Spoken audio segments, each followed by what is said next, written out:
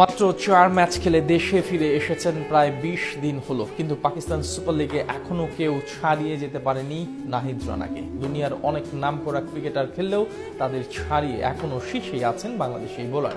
তার পেছনে অস্ট্রেলিয়া পাকিস্তানের সময়ের সেরা তারকারা। পিএসএল এর এবারকার আসরে নাহিদ রানার সেই অক্ষত রেকর্ড নিয়ে বাকিটা জানবো রিপোর্ট। চাঁপাইনবাবগঞ্জের এক প্রত্যন্ত অঞ্চল থেকে গল্পটা শুরু। এরপর দেশের গণ্ডি পেরিয়ে বিশ্ব মানচিত্রে এক পরিচিত মুখ। নাহিদ রানাকে নিয়ে এখন সয়লাব গোটা ক্রিকেট দুনিয়ায়। অতীতে কোনো বাংলাদেশি ক্রিকেটারদের সাথে যা দেখা যায়নি, প্রথমবারের মতো এবার দেখা গেছে তেমন দৃশ্য।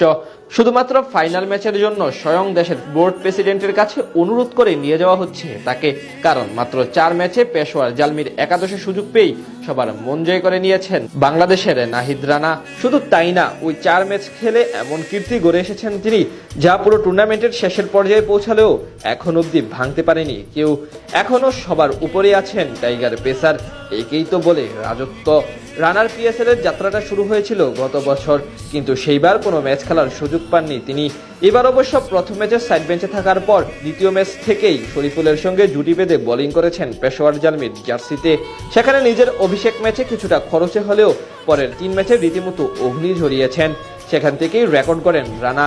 আসলে এখন অব্দি 4 ম্যাচ খেলে মোট 7 উইকেট শিকার করলেও ওভার প্রতি রান খরচের হার মাত্র 5.42 এবং বোলিং গড় মাত্র 10.45। একজন পেসার হিসেবে যেটা বলা চলে প্রায় অবিশ্বাস্য। তার চেয়ে বড় কথা, টুর্নামেন্টে তার মোট বোলিং এর 57% বলে ছিল ডট, মানে 84টি লিগ্যাল ডেলিভারির 48টিতেই কোনো রান নিতে পারেননি ব্যাটাররা। সহজে বললে মোট 14 ওভার বোলিং করে 8 ওভারে কোনো রান দেননি এই পেসার। ডট বলের শতাংশ হার বিবেচনায় সবার চেয়ে এগিয়ে আছেন এখন তিনি।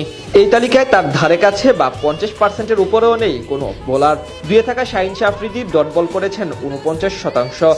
তার পেছনে আছেন মুলতান সুলতানের বোলার মোহাম্মদ ইমরান। এদিক থেকে 4-এ আছেন ইংল্যান্ডের পেসার রিচার্ড গ্লেসন। 166টি বলের মধ্যে তিনি ডট দিয়েছেন 78টি, মানে 47%। এই তালিকায় সেরা 5-এ আছেন বাংলাদেশের আরেক পেসার শরীফুল ইসলাম। পেশোয়ার জালমির জার্সিতে 15 ওভারের মধ্যে প্রায় 7 ওভারে কোনো রান দেননি তিনি। ডট বলের হার 46%। এছাড়া সেরা বোলিং ইকোনমি রেটের দিক থেকেও এখন সবার শীর্ষে আছেন নাহিদ রানা। শুধু তাই না, 2026 পাকিস্তান সুপার লিগে এখন পর্যন্ত সেরা বোলিং গড়ের বিবেচনায়ও সেরাদের তালিকায় 2 নম্বরে আছেন রানা। সব মিলিয়ে এখান থেকে বোঝা যায় টুর্নামেন্টে কতটা অপ্রতিরোধ ছিলেন এই পেসার। এদিকে তার দল পেশোয়ার জালমি ফাইনালে ওঠায় নতুন করে আবার যুক্ত হয়েছেন তিনি। ফাইনালে খেলে আরো একবার নিজের জাত চেনানোর সুযোগ এসেছে তার কাছে।